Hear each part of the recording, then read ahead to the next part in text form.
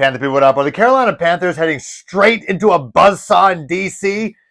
I think so. Going on, you're watching Panthers Post. Okay, the Panthers, again, they're going to be face-to-face with some of their poor decisions, some of former Panther ghosts when they take on the Washington Commanders. Not only are we going to be dealing with Frankie Louvu, who is arguably one of my favorite new additions during the Scott Fitterer era to the Carolina Panthers. They offered him money. He said no. He went to Washington.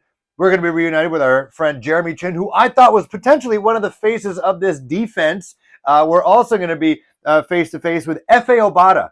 Do you remember him? You remember F.A. Obata, one of the fan favorites? His crazy first game against the Cincinnati Bengals. I think he had a pick and a fumble recovery. Did he have a touchdown? I don't know, but he was awesome. But he is no longer Carolina Panther. He is second on the depth chart. He can get some play time. And not only that, we're going to have a McCaffrey in the building. It's not going to be Christian. He's still in Germany, I think. But his brother Luke, a wide receiver, he's a rookie out of Rice.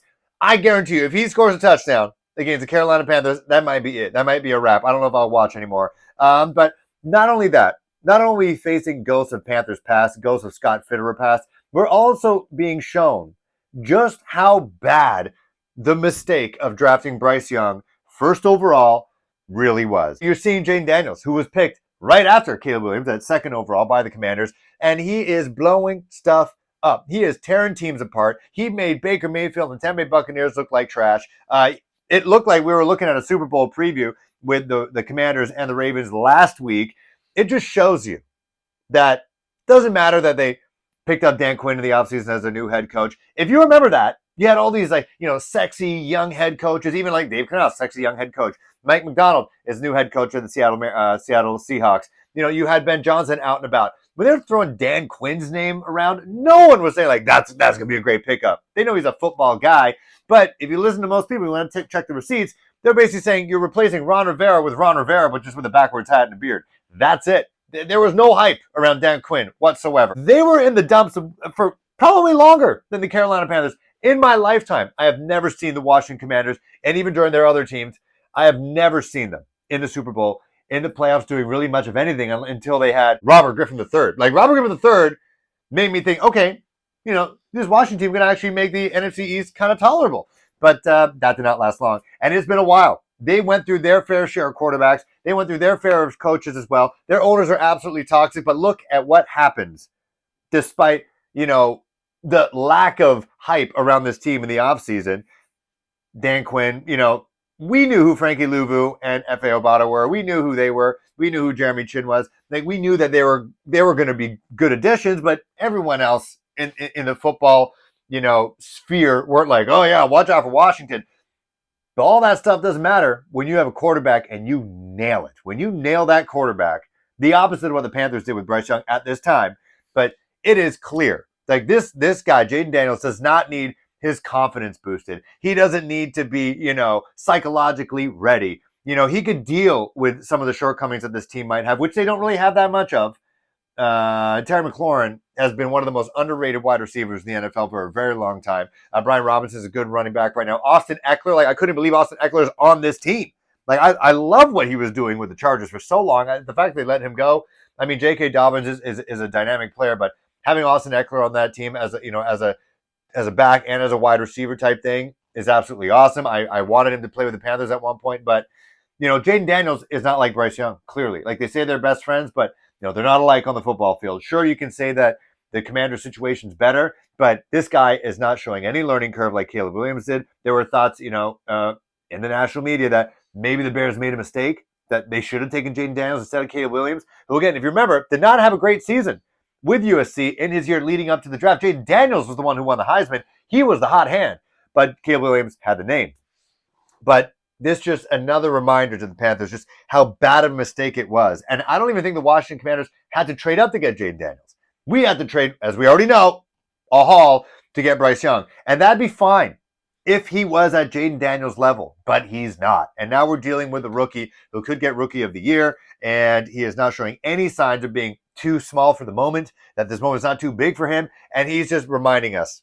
Like, Dave Canales, Deontay Johnson, Chuba Hubbard, they'd all look great if our first overall pick, or heck, second overall pick, and you nail that QB. You nail that QB, everything seems better. Everything seems better. You put Marcus Mariota with this Washington Commanders team, it's not the same. It doesn't have the same sizzle. It's not even close. This game is going to be, I think it's going to be an absolute bloodbath. Like, maybe the Panthers offense could continue doing what they're doing. And, people ask me, why are you still watching the Panthers? The offense is still fun to watch. At least they're doing stuff. Like, yes, it's frustrating to see the defense can't tackle, but the offense is connecting on plays. At least we're getting receiving touchdowns. We're getting touchdown celebrations. Guys look at least a little bit more happy, a little bit more urgency. We have the second best offensive line in football when it comes to pass protection, according to the 33rd team. So, Andy Dalton was not sacked last week. The offense did what it could, and then it just got a little bit too far away from us. And then you make one mistake, like Andy Dalton did times two, the defense is not going to, make it okay. They're not going to right the ship. So if the offense continues to do what it does, and we don't trade away any of our skill players before the November 5th trade deadline, I think this could be a shootout. Obviously, the defense with the Washington Commanders is pretty darn good and they're well-versed in the Carolina Panthers. Maybe not this version, because when Luvu and Chin and Obata played for the Panthers, they didn't have the offensive line we have now. They didn't have Tay Johnson. They didn't have Xavier Liga. They had Andy Dalton, but not with these weapons. They didn't have this version of Chuba Hubbard. So I think it's going to be a little bit different for them. Like, they recognize the uniforms, so they might not be as intimidated. But I think we can keep up offensively. Maybe. Obviously, Jaden Daniels, I think he could rush about almost 100 yards. We saw that last week against Caleb Williams and company, that Caleb was basically do whatever he wanted against the Panthers, rushing-wise. Both their running backs almost hitting the 100-yard mark. One did, the other one very close. But the defense will not be. If you want to make prop bets, and I'm not sponsored by any betting company, if you want to bet that Jaden Daniels is going to go over his rushing mark and score a rushing touchdown, and Taylor McLaurin and Brian Robinson is going to score touchdowns, and Austin Eckler is going to score a touchdown, it's going to happen. I saw a stat before the Bears game that teams are scoring almost 90% of the time in the red zone against the Panthers defense. Like, that's how bad it is. And it doesn't look like we're getting any replacements. It doesn't look like we're getting reinforcements. DJ Wonnum's leg still won't work. Dane Jackson, I don't think he's ready yet. Josie Jewell, I don't think is ready.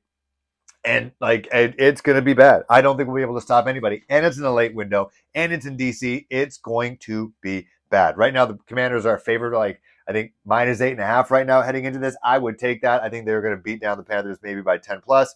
The only way they keep it close is that if they play prevent defense and we get, a Tommy Tremble, garbage time touchdown, I could probably see that.